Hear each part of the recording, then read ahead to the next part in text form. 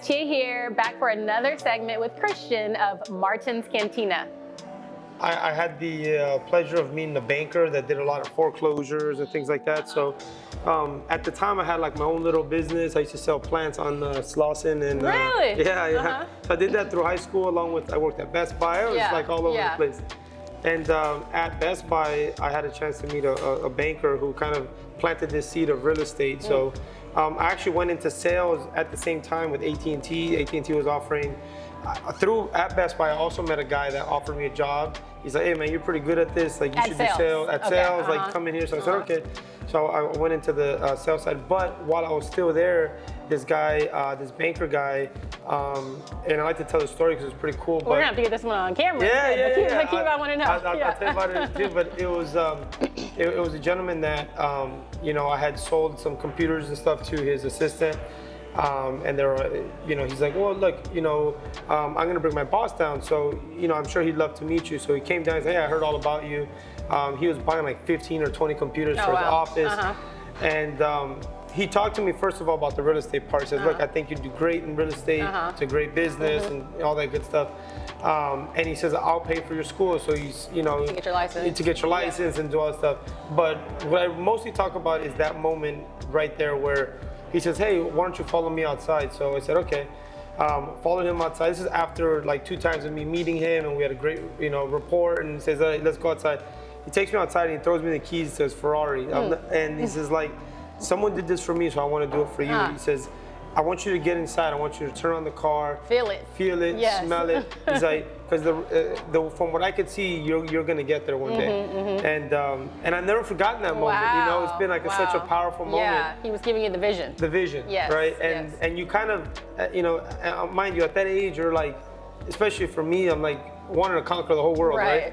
But to put it into perspective the way he did, in other words, just to kind of let you know this is what's possible, right? And so now that I'm in this position to be able to kind of give back, I try to do that as much as I can with folks, and especially the youth. Like, hey, you can do it. You can do more than what you're envisioning or what you can imagine. So you hit the nail on the head. It's really just planting that vision for them. It was pretty cool, and I'll never forget that. And even though I haven't bought the Ferrari yet, because I've been buying real estate. We've been buying more real estate stuff, but it's just I always joke with my family and say, one day I'm gonna go down and the Beverly Hills thing. I'm gonna remember that moment. I have this idea, this vision of like driving down PCH, going to Santa Barbara, and thinking about that moment at that Best Buy. And I want to drive back to the parking lot. I remember exactly where it was parked. I remember like it was yesterday. And I've always had that, like, one day I'm gonna do it, one day I'm gonna do it, one day I'm gonna do it. Don't wait too long. I know, right?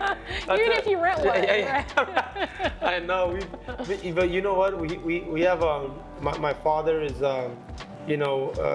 aside from being a partner in the business, he's also a very selfless guy, and a guy that has also taught us to live within your means and to make sacrifices now to benefit in the future. And that's something that's very difficult to do if you don't have the wisdom of people around you.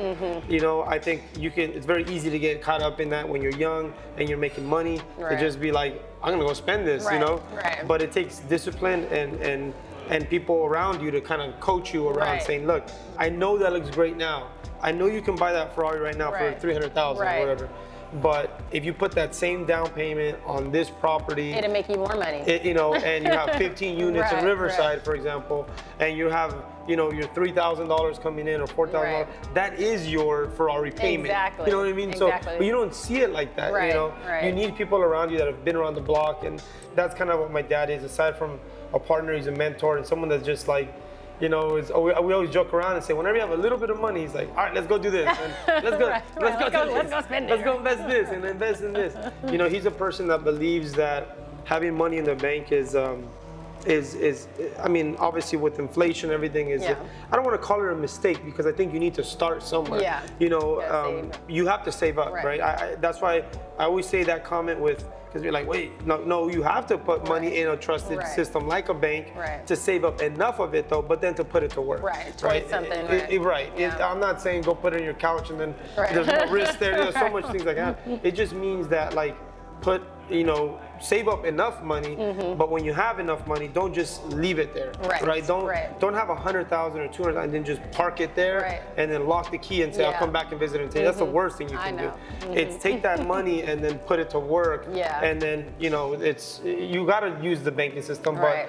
but I think people do it because they like the safety net of like, That's oh, what it you is, know, yeah. you see a nice, yeah, healthy number. Right.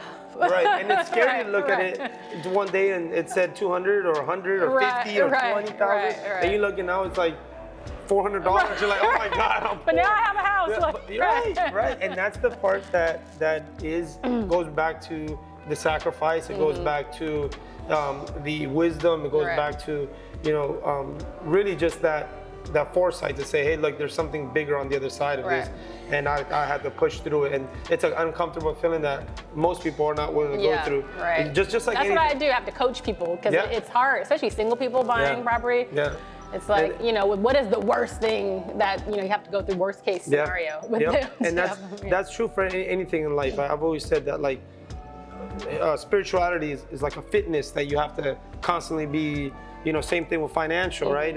And then you got your health. And so all of those, it's like a healthy body. Yeah. If it doesn't move, it's not going to be healthy. If it Right. don't, what you put in, it's the same thing in your spiritual life. It's the same thing in your marital life or in Yeah. your family life. Right. It's the same thing in your financial life. Right. Like, if you just ignore it and You you can't. think it's You going to gotta get better. juggle all of them. You, Right. yeah, and Yes. that's the tough part, right? Yes. It's each one, but you gotta exercise in each one of Yes. those areas, Yes. and Yeah. that's tough. It It's is. a lot easier said than Right. done.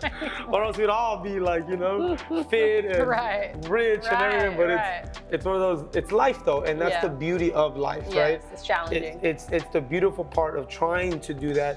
And that's what I call life, right? Mm-hmm. It's kind of like we're all in it, and you get better in one area, and you work on the weaknesses in another one, Right. and it just kind of Yes. makes you Yeah, you know, stronger all over. Exactly.